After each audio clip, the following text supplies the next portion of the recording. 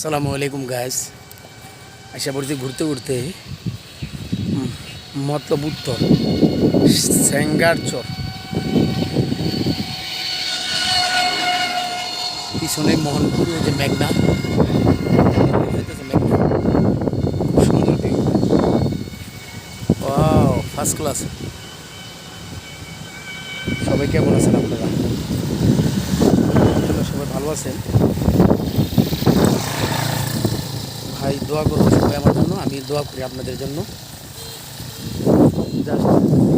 জাহাজগুলো দেখা যেতেছে,